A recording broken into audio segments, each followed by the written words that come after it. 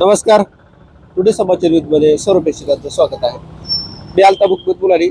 मी तुम्हाला सतत वेगळे विषय, वेगळ्या चर्चा, ग्रामीण भागात काय घडते आणि शहरात काय घडते तुम्हाला सतत दाखवण्याचं काम करत आहे. धाराशिव जिल्ह्यातलं एक नंबर चॅनल आहे आमचं. आताच आमचं चॅनल सबस्क्राईब करा, लाईक करा, शेअर करा. मी आता धाराशिव शहरामधल्या कलेक्टर ऑफिस समोर आता इथं पोहोचलेलो आहे. इथं आमरण उपोषण चालू आहे. त्यांच्या काय मागणी आहेत, कशासाठी उपोषणाला बसलेले आहेत, आपण थेट त्यांच्याशी जाणून घेऊया. चला. काय नाव तुमचं? माझं नाव मेघराज चव्हाण, राहणार पकरूड, तालुका भूम, जिल्हा धाराशिव. आता इथं तुम्ही जी उपोषणाला जी बसलेले आहेत, कशासाठी बसला? सर, मनरेगामध्ये जे मंजूर झालेले रस्ते आहेत ते फक्त कागदावर म्हणजे त्याचे बिलं उचललेले आहेत आणि प्रत्यक्षात कुठलंही काम झालेलं नाही. आमची अपेक्षा आहे की काम चालू व्हावं तात्काळ आणि जे गुत्तेदार आहेत त्यांच्यावर कठोर कारवाई व्हावी ही अपेक्षा आहे सर आमची. आता उपोषणाला कधी बसलात तुम्ही इथं? उपोषणाला आजपासून बसलेलो आहोत, 11 वाजल्यापासून.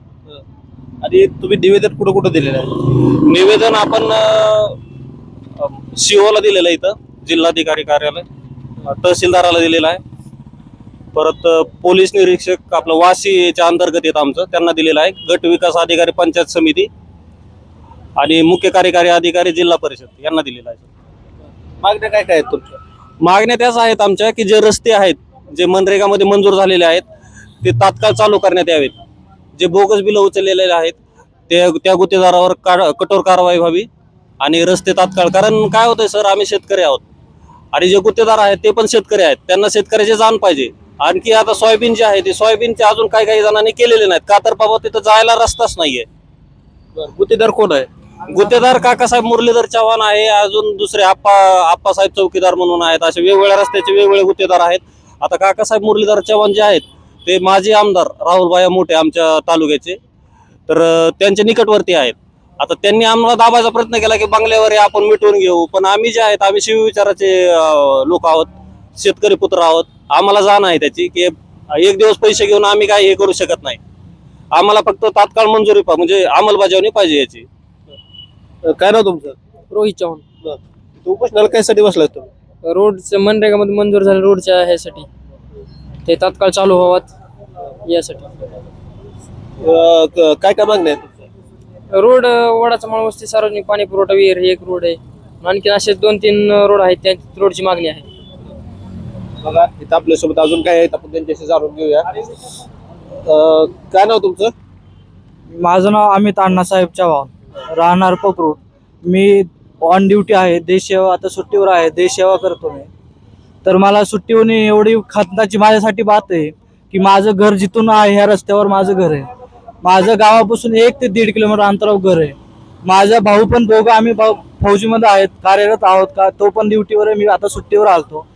तर मला येण्या जाण्यासाठी जर माझ्या घरी अडचण असली, कुठं काय असलं, काम असलं, तर माझी सीझन 2 व्हीलर सगळं नीट जात नाही तिकडे. तर त्या कारणानुसार मला सुट्टी आणून हे लक्ष मला स्वतः, कारण एक देश सेवा करत असताना येऊन गावात जर सेवा करावं लागत असेल तर ह्याच्यापेक्षा दुर्भाग्य माझं कुठलंच नाही.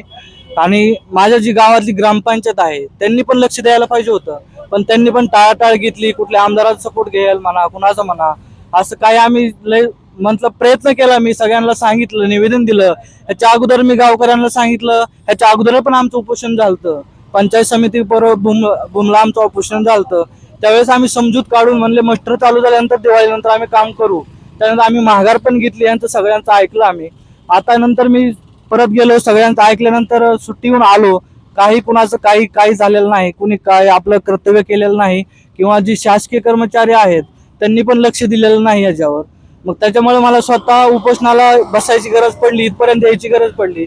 मग हे 6 रस्ते आहेत, त्यातला एका रस्त्यावर कमसे कम 150 ते 200 लोक राहतात एका रस्त्यावर त्यातलं.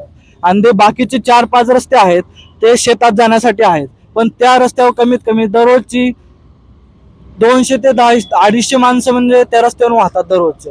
त्यात असं नाही की त्या रस्त्याला जाण्यायुक्त तुम्ही अजून पण एखाद्या वेळेस तुम्ही मीडिया आली किंवा कर्मचारी बघून पण गेल्या, असं पण नाही. त्यांनी शासनाची शिष्टमंडळ जे होती, पंचायत समिती नेमली होती, त्या नेमल्यानंतर त्यांनी सगळं चौकशी केली, बघितली, पाहणी झाली. त्याच्यानंतर त्यांनी काही कारवाई केलेली नाही त्याच्यावर. आता मागणी काय तुमची? हे रस्ते तत्काळ चालू व्हावात आणि जोपर्यंत चालू होत नाही तोपर्यंत आम्ही आमरण उपोषण हटणार नाही, पाठीमागे हटणारच नाही. काय म्हणलात तुम्ही? काहीतरी म्हणाल मग काय म्हणलात? सर, मला हे म्हणायचं होतं की आपण म्हणतो की जय जवान जय किसान, तर किसानाचे हाल आहेत आणि जवान सुट्टीवर असताना त्यांनी फॅमिली सोबत टाइम स्पेंड करायचा का या गोष्टीसाठी हे करायचं, किती खेदाची बाब आहे. बघा इथं आपल्यासोबत उपोषण करते होते त्यांनी आमरण उपोषण इथं आज जिल्हाधिकाऱ्यालयासमोर इथं आमरण उपोषणसाठी इथं बसलेले आहेत. त्यांनी त्यांच्या मागण्या आहेत की रोड त्यांना नीट पाहिजे, अशा अनेक मागण्या आहेत त्यांच्या, आपण त्यांच्याशी जाणून घेतलेला आहे. कसा वाटला विषय नक्कीच कळणार आहे. काही वेगळे विषय असतात खाली माझ्या स्क्रीनवर नंबर दिलेला आहे, त्या नंबरला तुम्ही थेट संपर्क करू शकता. हा आमच्या चॅनलची व्ह्यूअर्स 5 कोटीपेक्षा अधिक व्ह्यूअर्स आहेत. आताच आमच्या चॅनल सबस्क्राईब करा, लाईक करा, शेअर करा. कॅमेरामॅन अभि जवळी सोबत मी अल्ताफ हुकमत मुलानी, उस्मानाबाद, धाराशिव.